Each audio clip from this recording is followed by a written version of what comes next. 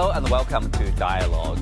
As we gather on the sidelines of the Hongqiao International Economic Forum, China's commitment to high-standard opening up continues to evolve amid major domestic transformation and a fast-changing global landscape. What will China's next stage of opening up look like as it rolls out a new five-year plan? How will the drive further strengthen China's economic foundation in the years ahead? And what concrete steps can make foreign businesses feel truly at home in China? Joining me in our panel discussion are David Ma Hong, Executive Chairman of Ma Hong China Investment, Liang Yan, Kramer Chair Professor of Economics at Willamette University, and Dario Gabi, CEO of GabiTraders.com. Welcome to Dialogue. Well, Professor Liang Yan, I will start with you. So the communique of the recently finished fourth plenary session emphasized promoting high-standard opening up. As we all know, we have been talking about opening up for decades. So share with us your understanding. How is it high-level or high-standard opening up different from the previous opening up we were familiar with? Yeah, good to be with you, Xingde, and the panelists. So I think you're right. China in the past 4 decades have been opening up in practice, and there's also plans to continue to engage in the so-called high-level opening up. So the way I understand it from the communique and also from China's recent, actual practices, I think the high-level opening up should emphasize 3 points. One is that there will be continued expansion of market access within China's market, right? So, for example, in the financial services, healthcare, and many other service sectors, China will expand the market access for foreign investors. And China will also address the business environment to really optimize the environment and address reasonable concerns of foreign enterprises. So really to cultivate a good environment, business-friendly environment for investors. And second is I think China will continue to encourage its private enterprises and also state-owned enterprises, right, going out through BRI and other projects to build supply chains abroad, to really build that resilient and sustainable supply chain with partnering countries. And last but not the least, I think China would creatively and also very actively engage in partnership building with many countries in the world. As we know, recently China has given up the developing country status in the WTO. China also exempt tariffs of 53 African countries. And also most recently, China has upgraded the free trade agreements with ASEAN countries. And so all of this just to show that, China is going to increasingly playing a rule-making role in the global trading stage. Not to mention, I think really China has been showing a model of multilateral cooperation in trade, investment, supply chain, technological corporations. So I think really those are the 3 key features of China's continuous opening up. Mm-hmm. Well said. Mr. Gabi, so how do you describe or characterize this current stage of opening up? We do see not only opening up means, attract more foreign investors, businesses from other parts of the world to invest in China, but also we do see Chinese companies, Chinese firms increasingly making investment overseas, right? Yes, this is correct. And one of the important changes that's taken place is that China is becoming increasingly involved with regional trade organizations. That's RCEP, it's ASEAN, and it's APEC. This puts China in a position where it's able to exercise an increasing level of soft power that is directed towards setting standards and regulations that are increasing the efficiency of trade. And what's important is that China's approach is rational and it is reliable. And this stands in strong contrast to the disruption that President Trump is causing. This is its primary advantage that China has at the moment, and it's working resolutely to be able to engage more effectively with multinational and organizations such as the United Nations and the World Trade Organization. Mm-hmm. Well, David, you are in China and you have been in China for many, many years. Another term we often hear is like institutional opening up. That means like rules, standards.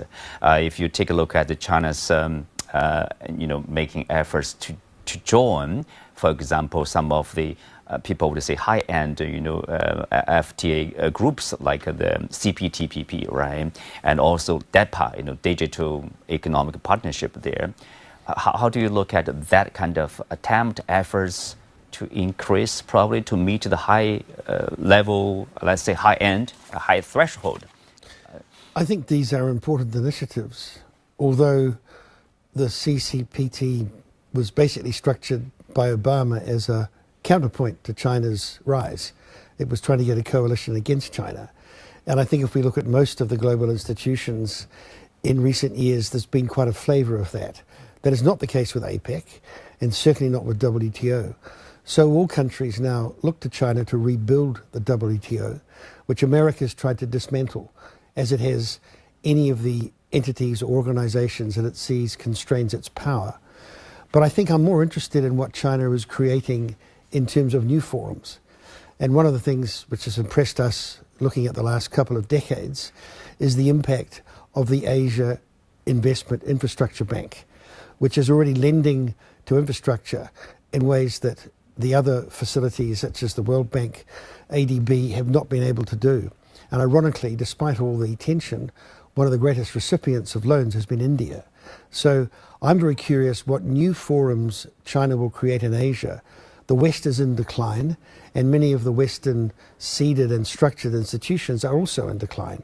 So we need to see more Asian institutions, not to defeat these others, but as they shrink in influence, to create the kind of facilities that we all need. Mm-hmm.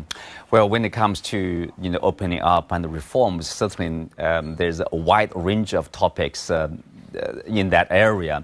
Liang Yan, if you look at the opening up, in this particular, from a certain angle in terms of the sectors, we do notice in recent years China has opened more sectors. For example, basically there's free access in terms of investment in the manufacturing sector, but also it's opening up like the telecom, medical services, education, etc. It seems like there's a shift from manufacturing sector to opening up the service sector.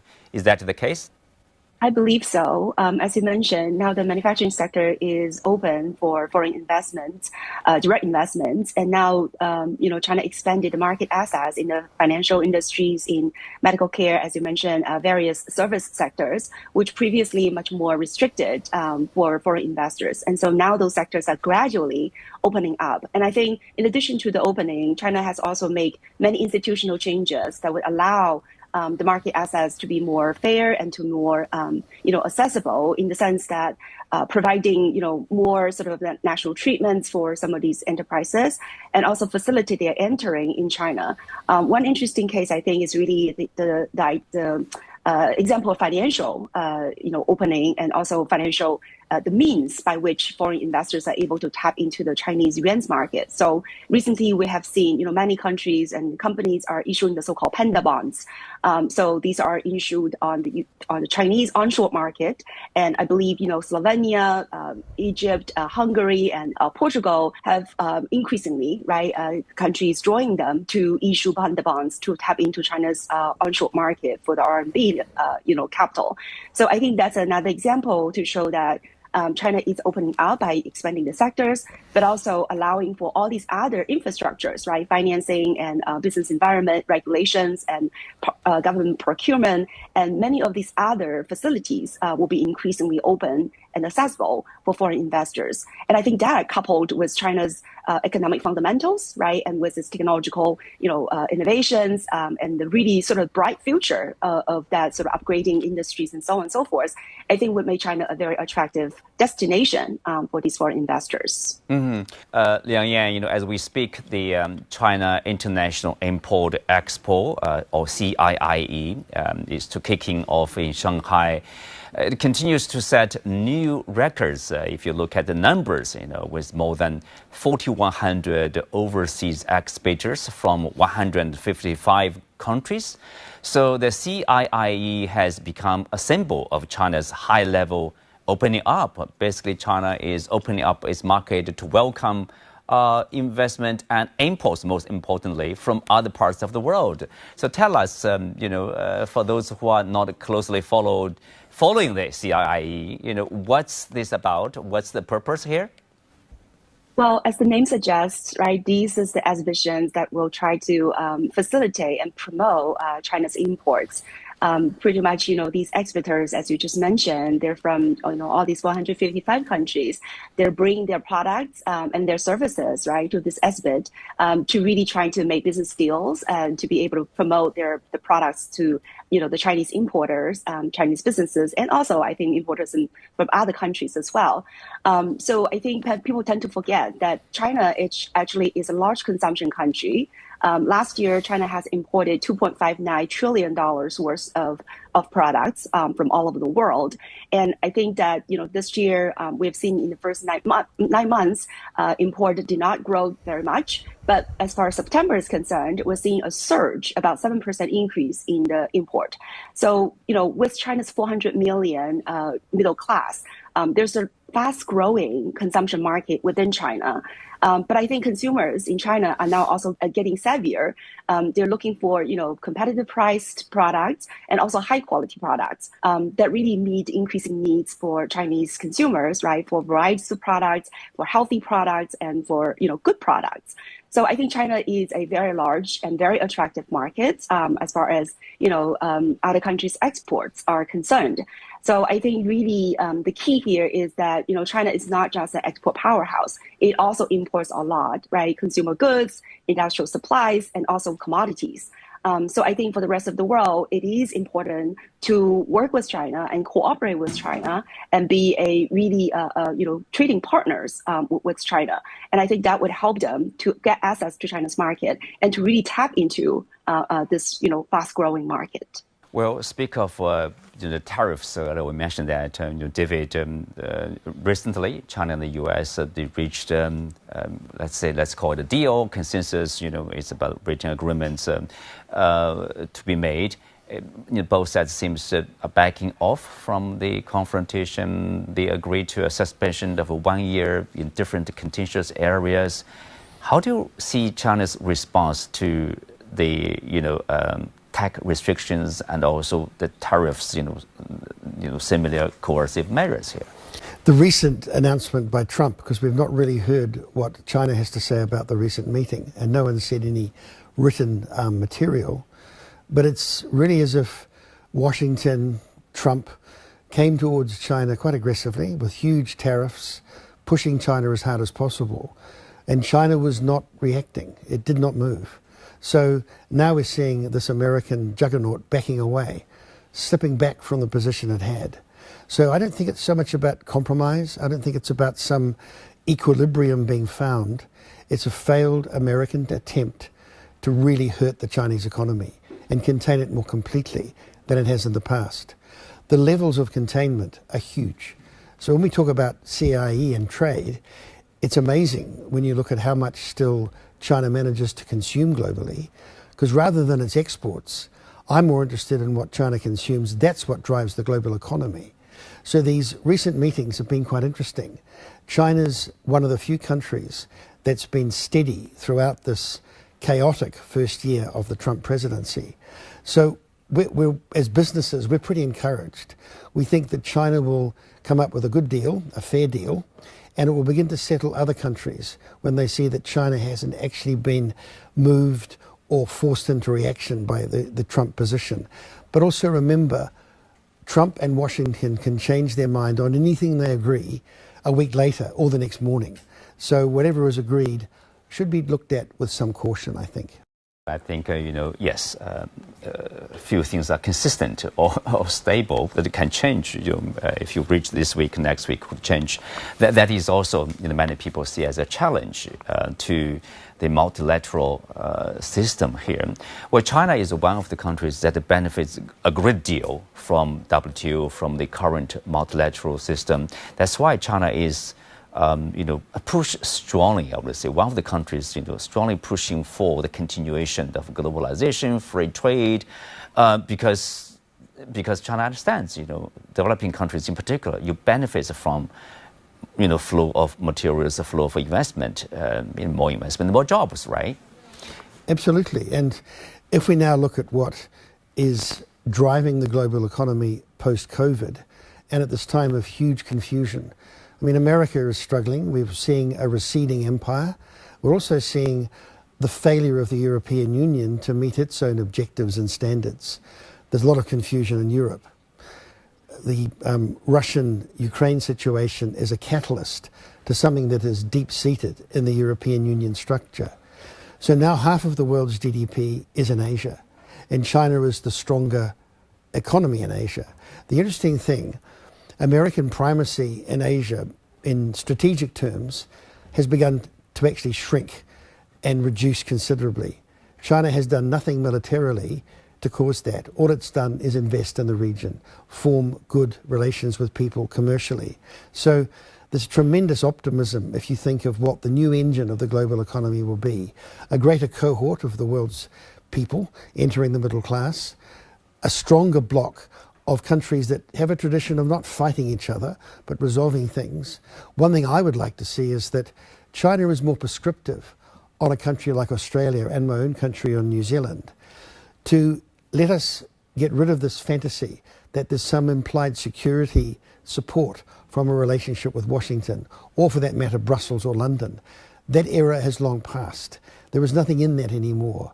I think China could require more of these countries to drop that dialogue and really be trade partners and to build trust that whatever a failing American empire does is not going to influence the actions of particularly Canberra, which matters, and Wellington matters less.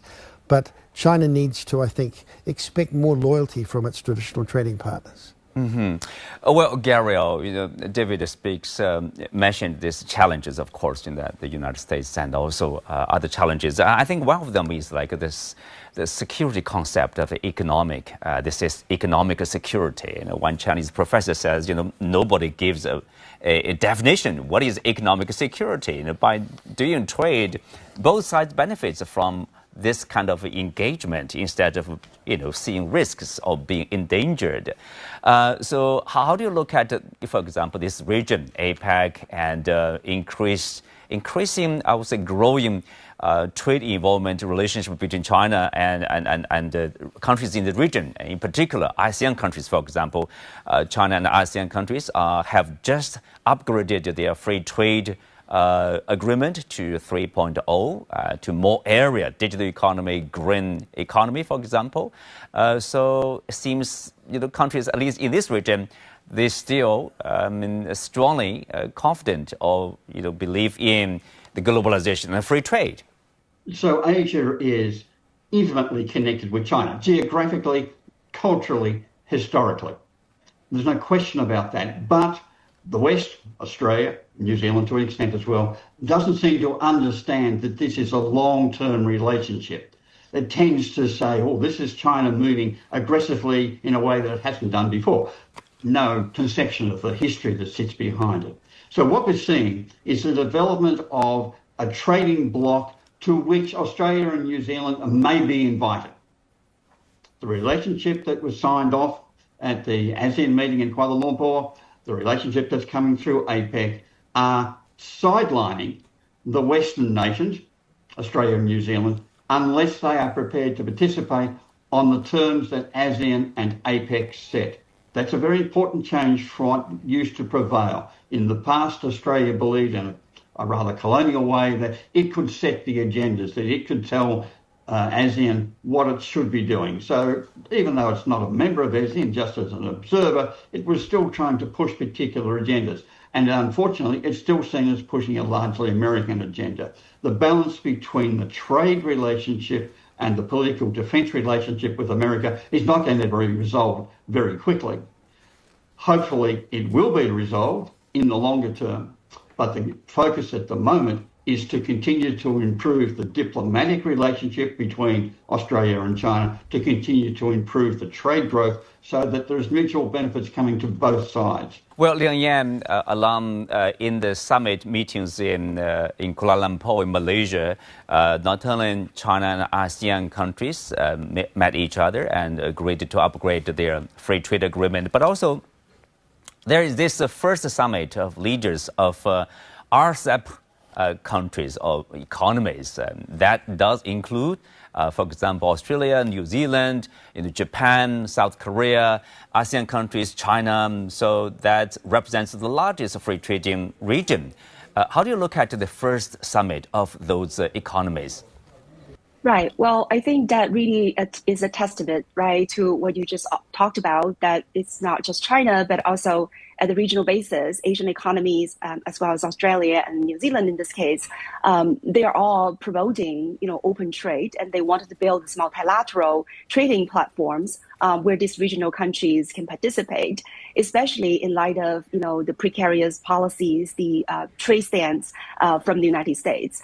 And I think, China in this case, in terms of the U.S.-China trade, China's stance has been very clear that China wants to, trade with any other like-minded nations, but China is also going to fight back to secure, its legitimate rights. And so I think, in this case, China really stands up to the kinds of bully. And I think that also demonstrates that China is a resolute defender of the global trading system, a safeguard, right, for that system. And that proves China to be a much more reliable trading partners. So for RCEP, yes, it is one of the largest, free trade agreements among the regional partners. It is also a relatively high level of opening because it spans many different sectors, including the digital trade, which, is really at the forefront of the trend of international trade.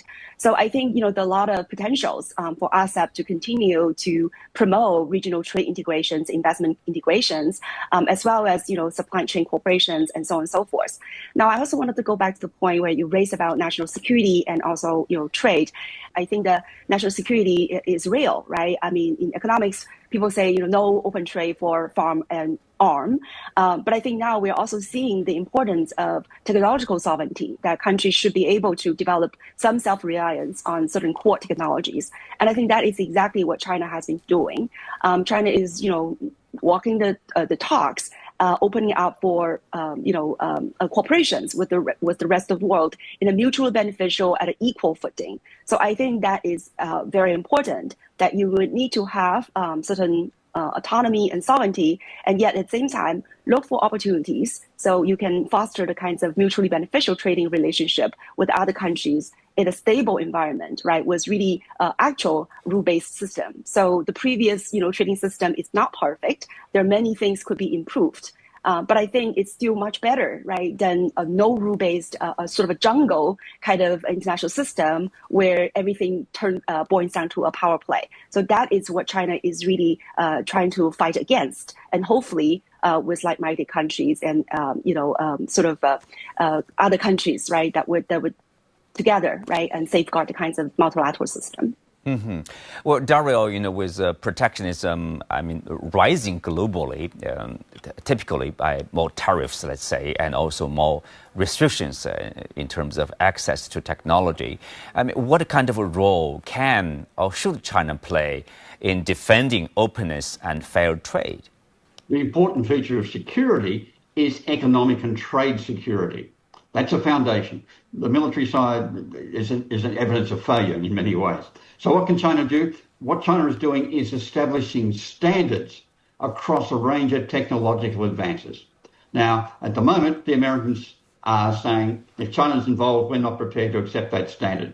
However, the rollout of standards, particularly in the Belt and Road Initiative, means that these standards are going to become more common across Belt and Road countries, across the ASEAN RCEP region, where we are setting the standards of operations for artificial intelligence, for quantum computing, the standards for 6G, etc. These are going to be the key factors that contribute to economic stability, frictionless trade that is easy and open, settled quickly, the use of blockchain that reduces foreign currency risk.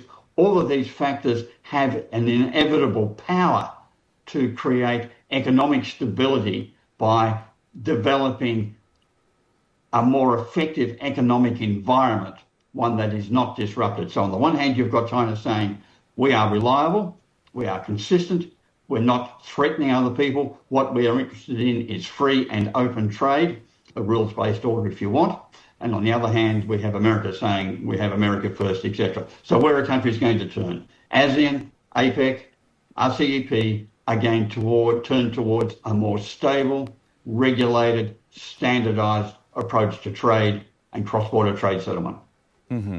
Well, David, of course, China is also looking inside, looking at what the government or the society can do to attract more investment from overseas. For example, China says it wants to build a fair and predictable business environment where foreign enterprises are treated not as outsiders, but family.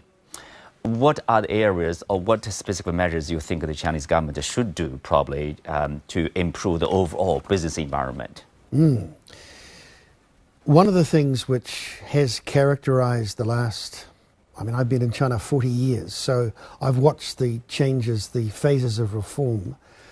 The balance that the government has tried to meet is that there is, of course, deep state interests. The financial system, banking system is state-owned, and there is the private sector, which now is the strongest force and has been the strongest force for a generation. Most people look at China and think it's still partly a command economy. It hasn't been a command economy for a generation. The great driver of this economy is actually private companies. It's over 70% of the engine of China is in private hands, privately invested. There is nevertheless a balance between regulation, the hand of government, you mentioned earlier, the invisible or visible hand of government. And getting that right is what will attract foreign companies. We don't need to give anything special to foreign investors. We need to show them that the equilibrium of the domestic economy itself is a reason to come here. And they will look to not just how private companies are doing in the market, they'll also look at how the government manages to use regulation in a way we have failed in the West. That's why we have so many booms and busts. The way that the government is involved in a socialist sense, and I'm meaning this in the purest form economically, there is more stability. So I think it's the stability of the domestic market and the balance of private companies that in the end will be the magnet to attract more and more foreign investment. Well, on that note, we are coming to the end of today's show. Many thanks to our guests. You can also watch us on the CGTN app or on YouTube. I'm Xu Qinduo. Thanks for being with us. See you next time.